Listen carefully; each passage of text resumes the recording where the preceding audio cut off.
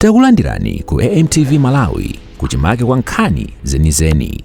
Ngati nkhani imeneyo kuno kulibe, dziwani kuti nkhani imeneyo ndi yabodza. The road to Sisia, probably we have covered around 50 or 60 kilometers. We still have got about 30 to go. But as you can see, it's a very beautiful area. We are talking about the enablers.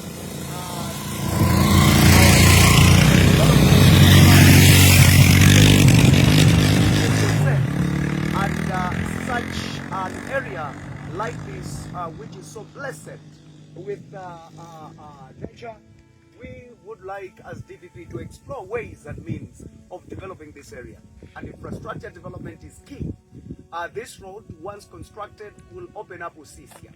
And once that is done, then we'll begin to see and notice tangible development. By the way, we've got so many people, the Salimas, Mr. Salimas of this world. This is a place where Kanyamachuni came from. There are so many other prominent Malawians who came from this area. They are in diaspora, they would like to develop their area, but they can't because the road is terrible. I would like to thank the people like Mr. Salima and team for the initiative they did. The purchase that we have seen was done by their own initiative, and the government must complement the same. We regret that after so many years, we couldn't recognize such an initiative from these people.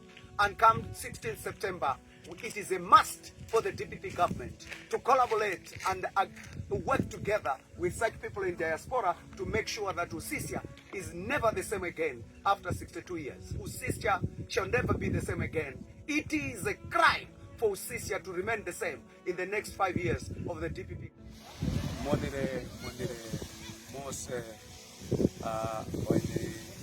Usisia, Rollins, Charles, and all the people from Usisia. Makwamba chindi zumuyenererani and kuwonga for the hospitality here, GNT, the Northern Alliance, for inviting us to come to the north. As we wind up, I would like to thank Professor Mutharika for allowing us to accept the invitation. He wakatipa wanyetu wa Northern Alliance and the Great North plus Mafumu. We have toured the north. Taenda kose mpaka kumtalire hewe wenya tuchitipa karonga. Now we are in Usisia. Zomwe taona kuno should excite every Malawi on one hand. Koma mbali inanso should be a heartbreaking moment for us in politics. Tonse amenetili mundale, we should be ashamed that we have left bits zimene zikanatha kuthandiza Malawi kutukuka. Look at beautiful. This is virgin land. Mutati muona kunena kuti Malawi tikamakamba za tourism, we've got the best. Unfortunately, we are yet to develop it. As DPP, as we get ready to govern this country from the 16th of September under the dynamic leadership of Professor Mutharika, atituma kuti tikaone ndipati tidakachita bwino, ndipati apo tinalephera, kuti tikamalowa mboma pa 16 tisazabwereze ma mistakes amene tinachita padzana. Zina mwa zinthu zimene taphunzira pakukumana ndi mafumu, anthu a civil society and eni ake akuno kumpoto, ziokuti pena tinalekerera. Mwachitsanzo tinaona ngati kutenga awiri atatu kwaika in big positions was enough for the north. Koma anzatu akumpoto akuti machazi titereka ma positions akulu koma kumusuku kudakali anthu amene ndi akonse. This time around sitingoyang'ana kumtunda kokha komanso tiyang'ana kumunsi kuti anzathu pena paliponse pamene pali position tingawane mmene tingagawanirana. Tachitanso discover kunena kuti in terms of development anthu amadandaula chifukwa chake amafuna federalism, but this time around we are saying we are not only devolving responsibility but the money as well ipite kwa ini yache kumudzi. That is why sisi kunena kuti tikukweza budget ya dziko la Malawi. Tachita target 28 trillion for 5 years. If you calculate, you'll find that that should be around 5.6 trillion per annum, which is almost what we have at the moment. But we are saying the money that was going to Capitol Hill for developments and other things, to kuchotsa go part of that money, to kuiponyera constituency by constituency, which is 5 billion per constituency, to make sure that mavuto amene ali nawo kuderako, they should resolve them. Mwachitsanzo, the people of Usisia, mothandizidwa ndi utsogoleri wawo wa ana kuno. The people of Mlowe, mothandizidwa ndi abale awo amene ali kumeneko, ayesetsa kupanga mapatches amene akuthandizira kuti tikuyenda mosavuta.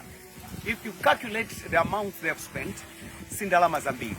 If we give them the 5 billion, they will decide even if they are allocated 2 billion per year to do the same patches they have done. Locally, this place will never be the same again. Atembenuza Maloano and this place would have developed.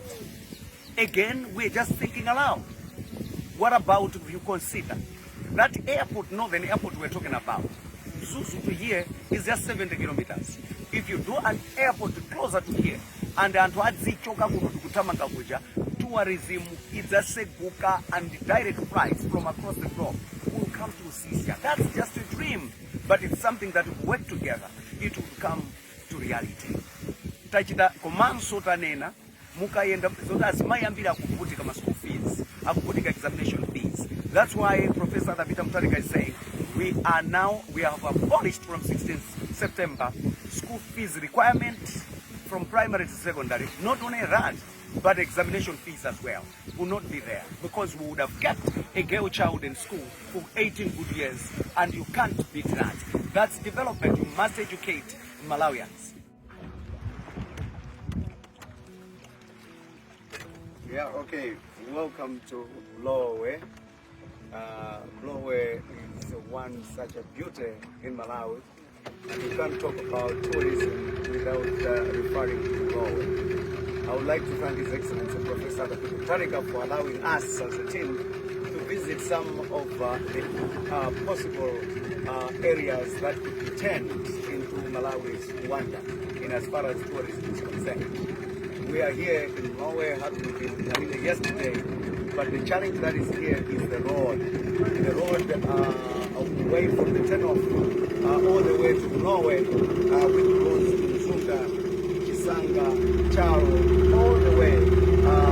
People are struggling to the extent that boats are going to be used to take people, patients to the hospital at Mlowe. The desire of our government is to open up this place for tourism, and His Excellency the President desires to really give these people a better life. Trust me, if we were going to construct this road from the train of there to Mlowe, which is 11 kilometers, is life. But the desire is to take it all the way to Wamema, so that at least all these people should not be suffering as if they are not in Malawi. We started this road, some earthworks were already done. Unfortunately, we lost government and the road is pathetic. Really, people cannot pass, and we invite the people to Mlowe. The beauty about it is everybody in Mlowe here says their only hope is the PPP, Professor Mutharika, to get back into government to fix their road. Behind me is our councillor here, and we have taken her so that she's part of the project. The progress and the desire of our President, Professor Mutharika. Osaiwala kupanga subscribe ku channel ya AMTV Malawi.